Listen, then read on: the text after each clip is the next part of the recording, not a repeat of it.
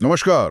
आजकल दुनिया भर में आप देखें तो परमाणु हथियारों और नई सैन्य तकनीकों पर काफी बातें हो रही हैं। हाँ बिल्कुल। हमारे पास आज एक दिलचस्प विश्लेषण है।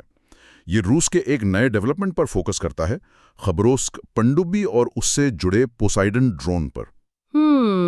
इस पर पश्चिमी और भारतीय मीडिया में भी काफी चर्चा हुई है। हाँ हुई है। आज हम इसी विश्लेषण को थोड़ा खंगालेंगे और समझने की कोशिश करेंगे कि ये हथियार प्रणालियां आखिर हैं क्या और इस रिपोर्ट के मुताबिक इनके क्या मायने हो सकते हैं। तो चलें शुरू करें। हाँ जरूर। और देखिए, ये कोई मामूली पनडुब्बी की कहानी नहीं लगती है। अच्छा। जो जानकारी हमारे पास है हाँ। उसके हिसाब से ये एक पूरी एक प्रणाली है। हाँ। जिसमें पनडुब्बी तो बस एक हिस्सा है। असली चीज शायद वो है जिसे ये ले जाने के लिए डिजाइन की गई है, वो पोसाइडन ड्रोन। Poseidon drone. हाँ, तो हम इस विश्लेषण के आधार पर ही देखेंगे कि ये खबरोस्क पनडुब्बी क्या चीज है, पोसाइडन की क्या खासियतें बताई गई हैं और क्यों इस डेवलपमेंट को इतना अहम माना जा रहा है। बिल्कुल। रिपोर्ट की शुरुआती एक कह सकते हैं दिलचस्प दावे से होती है। ये कहती है कि रूस ने खबरोस्क पनडुब्बी को डोनाल्ड ट्रंप की किसी कथित धमकी के जवाब में लॉन्च किया है। अच्छा, रिटर्न गिफ्ट जैसा कुछ। हाँ बिल्कुल, इसे एक तरह का रिटर्न गिफ्ट कहा जा रहा है और तकनीकी तौर पर इसे पनडुब्बी नहीं बल्कि heavy nuclear powered missile cruiser का दर्जा दिया गया है। ओके। इसका खास काम बताया गया है 6 से 12 पोसाइडन परमाणु ड्रोन ले जाना। यहीं से बात थोड़ी अलग हो जाती है ना? ये सिर्फ मिसाइल दागने वाली सबमरीन नहीं है। नहीं, बिल्कुल नहीं। ये एक तरह का मदरशिप है इन ड्रोन्स के लिए। मतलब ये उन्हें लेकर जाती है और शायद लॉन्च करती है। रिपोर्ट ये भी बताती है कि इसका निर्माण 2014 में शुरू हुआ था और ये पूरी तरह से नई नहीं बनी है, बल्कि ऑस्कर 2 क्लास की जो बेलगोरोड पनडुब्बी है।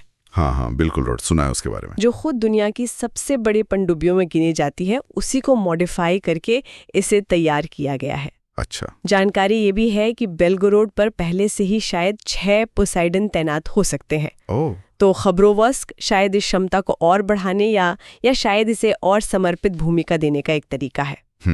और इसका नाम खबरोवास्क। हाँ, ये रूस के सुदूर पूर्व में एक अहम प्रांत है खबरोवस्क, तो नाम भी इसके रणनीतिक महत्व को दिखाता है। और ये अकेली नहीं होगी। रिपोर्ट कहती है कि ऐसी 4 पनडुब्बियां बनाने की योजना है। 4? हाँ, जिन पर कुल मिलाकर 30 पोसाइडन तैनात होंगे। ये संख्या ये अपने आप में काफी कुछ कहती है। बिल्कुल, 30 पोसाइडन। और रिपोर्ट के मुताबिक इनका फैलाव भी काफी सोचा समझा लगता है। कहाँ? 2 नॉर्दर्न फ्लीट के लिए जो आर्कटिक में है और 2 पैसिफिक फ्लीट के लिए प्रशांत महासागर में। तो मतलब अमेरिका के दोनों तट निशाने पर। रिपोर्ट तो यही इशारा करती है, सीधे तौर पर अमेरिका के पूर्वी और पश्चिमी तट इनके निशाने पर हो सकते हैं। और ये भी दिलचस्प है कि इस खबर पर पश्चिमी मीडिया में यूरो न्यूज, अमेरिकी, ब्रिटिश प्रकाशनों में काफी हलचल हुई। हाँ, मैंने भी देखा। और भारत के ऑल इंडिया रेडियो न्यूज ने भी इसे कवर किया। मतलब इसे वैश्विक स्तर पर गंभीरता से लिया जा रहा है। बिल्कुल। तो अभी इसकी स्थिति क्या है? क्या ये तैयार है? रिपोर्ट के मुताबिक पनडुब्बी पानी में उतारी जा चुकी है। अच्छा। अब इसके समुद्री परीक्षण मतलब सी ट्रायल्स शुरू होने वाले हैं। ओके। और अंदाजा ये लगाया जा रहा है कि पहली खबरोफ्स 2027 की शुरुआत तक नॉर्दर्न फ्लीट में शामिल हो सकती है। 2027 तक? यानी ये कोई बहुत दूर की बात नहीं है। अगले कुछ सालों में ये हकीकत बन सकती है। कम से कम इस रिपोर्ट का तो यही आकलन है। हाँ, रिपोर्ट तो यही कहती है। तो ये पनडुब्बी तो हो गई एक तरह की स्पेशल डिलीवरी सर्विस। हाँ, कह सकते हैं। लेकिन असली चर्चा तो उस पैकेज की है जिसे ये डिलीवर करेगी, पोसाइडन ड्रोन। हाँ, वही। रिपोर्ट में इसे क्या-क्या नाम दिए गए हैं? डूम्सडे मिसाइल, सुनामी हथियार, डरावने नाम है। बिल्कुल। ये है क्या चीज आखिर? रिपोर्ट कहती है ये एक मानव रहित पानी के नीचे चलने वाला वाहन है, UUV यानी अनमैन्ड अंडर वाटर व्हीकल। हाँ, रोबोटिक सबमरीन जैसा कुछ। हाँ बिल्कुल, जो परमाणु ऊर्जा से चलती है और परमाणु हथियार ले जा सकती है। और रिपोर्ट ये भी बताती है कि राष्ट्रपति पुतिन ने हाल ही में 28 अक्टूबर को इसके सफल परीक्षण की घोषणा भी की है। ओह, हाल ही में? हाँ, और ये भी कि इसका बैच उत्पादन और तैनाती शुरू हो चुकी है। मतलब ये सिर्फ प्रोटोटाइप नहीं रहा अब? रिपोर्ट के हिसाब से तो नहीं। अच्छा, अब इसकी क्षमताओं पर आते हैं। क्या खास बताया गया इस रिपोर्ट में? देखिए, कई चीजें हैं। पहली बात, परमाणु ऊर्जा से चलती है। इसका मतलब सिद्धांत रूप में इसकी रेंज अनलिमिटेड है। Unlimited range? हाँ। मतलब दुनिया में कहीं भी? हाँ, थ्योरेटिकली तो यही मतलब हुआ। दूसरी बात, ये मानव रहित है, अनमैन्ड। तो इसे ऑक्सीजन वगैरह की जरूरत नहीं? बिल्कुल नहीं। न ऑक्सीजन न खाना पीना, तो इसे सतह पर आने की कोई जरूरत नहीं।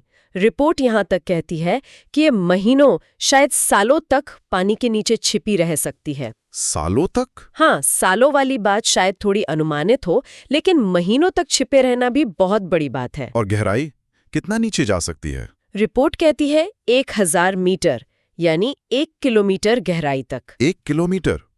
इतनी गहराई पर तो इसे डिटेक्ट करना ही बहुत मुश्किल होगा। हाँ, बेहद मुश्किल। और इसकी स्पीड, उसके बारे में क्या कहा गया है? वो भी काफी अनोखी बताई जा रही है। हाँ, वो बहुत इंटरेस्टिंग है। रिपोर्ट कहती है कि ये 2 मोड में चलती है। 2 मोड कैसे? एक है स्टेल्थ मोड, मतलब चुपके से चलने वाला मोड। इसमें रफ्तार धीमी रहती है, करीब 30 से 55 किलोमीटर प्रति घंटा। अच्छा, ताकि आवाज कम हो और पकड़ में ना आए। एग्जैक्टली, ताकि दुश्मन के सोनार इसे पकड़ ना सकें। और फिर जब ये लक्ष्य के करीब पहुंच जाती है तो अचानक रफ्तार बदल लेती है। रिपोर्ट के मुताबिक 185 से 370 किलोमीटर प्रति घंटा। क्या 370 किलोमीटर प्रति घंटा पानी के अंदर? हाँ, रिपोर्ट का यही दावा है। ये तो अविश्वसनीय लगता है। बिल्कुल।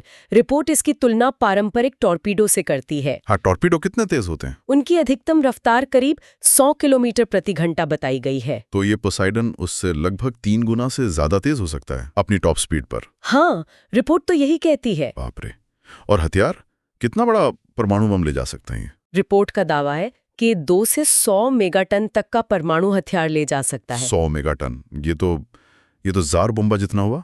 इतिहास का सबसे बड़ा धमाका। हाँ, रेंज बहुत वाइड दी गई है, 2 से 100, लेकिन 100 मेगाटन की क्षमता होना अपने आप में बहुत बड़ी बात है।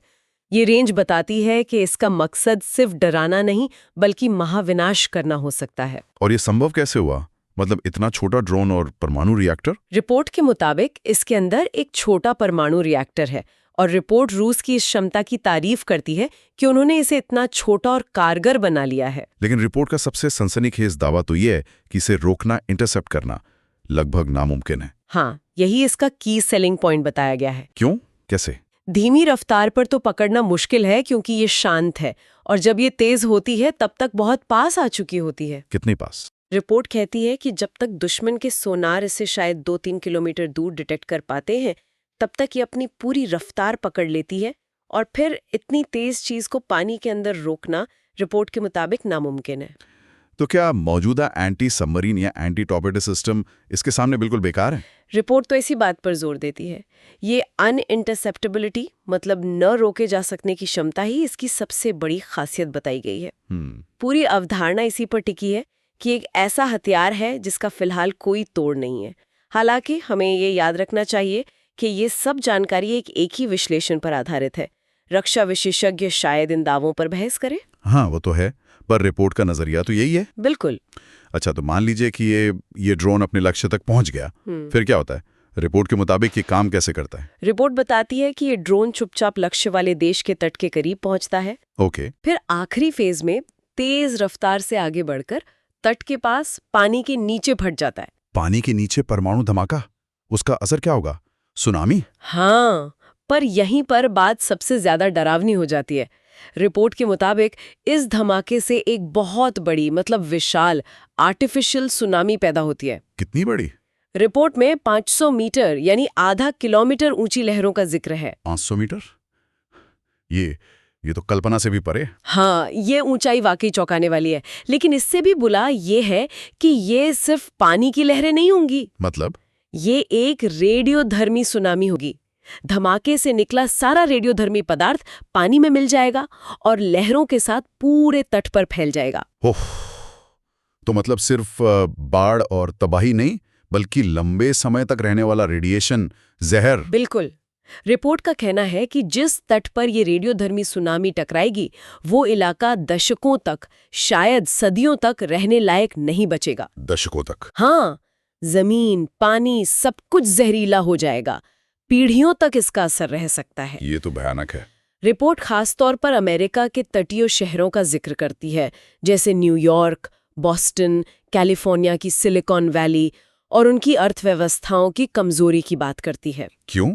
क्योंकि रिपोर्ट ये आंकड़ा भी देती है कि पश्चिमी देशों की 40% से ज्यादा आबादी तटों के पास ही रहती है। अच्छा, हाँ, ये बात तो सही है। तो जाहिर है ऐसे हमले का असर कितना भयानक हो सकता है, सिर्फ जाने नहीं, पूरी सभ्यता, पूरी अर्थव्यवस्था तबाह हो सकती है। तो ये एक तरह से शहरों को हमेशा के लिए मिटा देने वाला हथियार हुआ, नक्शे से ही गायब। अगर हम इसे बड़ी तस्वीर में देखें तो रिपोर्ट के मुताबिक ये रूस को एक बहुत मजबूत सेकंड स्ट्राइक क्षमता देता है। सेकंड स्ट्राइक मतलब अगर दुश्मन पहले हमला करके रूस के जमीन पे परमाणु ठिकाने जैसे मिसाइल साइलो वगैरह तबाह भी कर दे, हाँ, तब भी रूस पलटकर भारी तबाही मचा सकता है। ये पोसाइडन ड्रोन पनडुब्बियों में सुरक्षित रहकर, समंदर के नीचे छिपे रहकर इस जवाबी हमले की गारंटी बन सकते हैं। और रिपोर्ट ये भी कहती है कि पारंपरिक रक्षा प्रणालियां इसके खिलाफ बेकार हैं, जैसे satellite, radar, missile defence system कुछ काम नहीं करेगा। रिपोर्ट का यही दावा है। देखिए, सैटेलाइट पानी के अंदर नहीं देख सकते, सही बात है। रडार पानी में काम नहीं करते, एयर मिसाइल डिफेंस सिस्टम हवा के खतरों के लिए है, पानी के अंदर के लिए नहीं। ये चीज तो पानी की गहराइयों में चुपचाप खुद ब खुद मतलब ऑटोनॉमस तरीके से अपना काम कर रही है। इसे बाहर से लगातार कमांड देने की जरूरत नहीं है, कोई सिग्नल नहीं जिसे जैम किया जा सके, बस टारगेट पहले से तय है। तो इसे ट्रैक करना या रोकना लगभग नामुमकिन है रिपोर्ट के हिसाब से। रिपोर्ट तो यही कहती है। क्या इसका कोई और इस्तेमाल भी बताया गया शहरों के अलावा? हाँ, एक और महत्वपूर्ण इस्तेमाल बताया गया है, दुश्मन के नौसैनिक बेड़ों को निशाना बनाना। नेवल फ्लीट्स जैसे एयरक्राफ्ट कैरियर ग्रुप्स। हाँ बिल्कुल, खासकर अमेरिकी कैरियर स्ट्राइक ग्रुप्स जैसे बड़े और महत्वपूर्ण लक्ष्यों को ये ड्रोन चुपचाप पूरे फ्लीट के नीचे या पास पहुंचकर फट सकता है। तो एक ही धमाके से पूरा फ्लीट तबाह। एक बड़ा परमाणु धमाका पानी के नीचे आसपास के सभी जहाजों को तबाह कर सकता है, जिसमें वो बेशकीमती एयरक्राफ्ट कैरियर भी शामिल होगा। तो ये सिर्फ जमीनी ठिकानों के लिए ही खतरा नहीं है, ये समुद्र में भी शक्ति संतुलन को चुनौती देने वाला हथियार लगता है। तो ये खबरोव्स्क और पोसाइरन सिर्फ अलग थलग डेवलपमेंट नहीं है, ये रूस की किसी बड़ी रणनीति का हिस्सा लगते हैं। रिपोर्ट तो इसे इसी संदर्भ में देखती है। वो रूस की दूसरी नई हथियार प्रणालियों का भी जिक्र करती है, जैसे ब्यूरेस्निक परमाणु संचालित क्रूज मिसाइल। हाँ, वो हवा में उड़ने वाली असीमित रेंज वाली मिसाइल। हाँ, जिसे हवा में उड़ने वाला, असीमित रेंज वाला और कथित तौर पर अभेद्य बताया गया है। तो पोसाइडन उसका पानी के नीचे का जोड़ीदार लगता है, एक हवा में, एक पानी में। एक पैटर्न दिखता है। बिल्कुल। और आखिर में रिपोर्ट ये इशारा भी करती है कि ये सब पश्चिमी देशों और खासकर ट्रंप की कथित धमकियों के बाद रूस की तरफ से एक संदेश है। क्या संदेश? संदेश कि हमारी ताकत को कम मत आंकना, हम जवाब देने में सक्षम हैं और हमारे पास ऐसे तरीके हैं जिनके बारे में शायद आपने सोचा भी ना हो। एक तरह से डिटोरेंस यानी निवारण को मजबूत करने की कोशिश। तो कुल मिलाके इस विश्लेषण के आधार पर तस्वीर ये उभरती है कि खबरोव्स्क एक स्पेशल पनडुब्बी है जो पोसाइडन नाम के एक बेहद अनोखे और रिपोर्ट के मुताबिक लगभग ना रोके जा सकने वाले हथियार को ले जाने के लिए बनी है। हाँ। ये पोसाइडन ड्रोन परमाणु ऊर्जा से चलता है, परमाणु हथियार ले जाता है और इसका मुख्य काम रेडियोधर्मी सुनामी पैदा करके दुश्मन के तटों को लंबे समय के लिए, शायद हमेशा के लिए बर्बाद कर देना है। यही रिपोर्ट का सार है। रिपोर्ट इसे रूस का एक रणनीतिक दांव और निवारण के खेल में एक बहुत ही गंभीर, बहुत ही खतरनाक कदम बता रही है। बिल्कुल। और इस पूरी जानकारी को देखते हुए एक सवाल मन में आता है जो शायद आगे सोचने के लिए जरूरी है। क्या सवाल? अगर पानी के नीचे के खतरे वाकई इतने शक्तिशाली, इतने ऑटोनॉमस और इतने छिपे हुए हो सकते हैं जैसा कि इस रिपोर्ट में दावा किया गया है, तो देश अपनी सुरक्षा के लिए भविष्य में क्या करेंगे? हाँ, ये बड़ा सवाल है। क्या मौजूदा नौसैनिक रणनीतियां और रक्षा प्रणालियां ऐसे खतरों के सामने काफी होंगी? ये सोचने वाली बात है कि इस तरह की तकनीकें अगर सचमुच कारगर हैं, तो समंदर में जंग के तरीके और दुनिया में ताकत के संतुलन को कितना बदल सकती हैं। बिल्कुल, बेशक इन दावों की स्वतंत्र पुष्टि और गहरा विश्लेषण जरूरी होगा, जैसा आपने कहा, लेकिन ये रिपोर्ट एक गंभीर तस्वीर तो पेश करती ही है, सोचने पर मजबूर करती है। हाँ बिल्कुल, ये भविष्य की सुरक्षा चुनौतियों की एक झलक हो सकती है।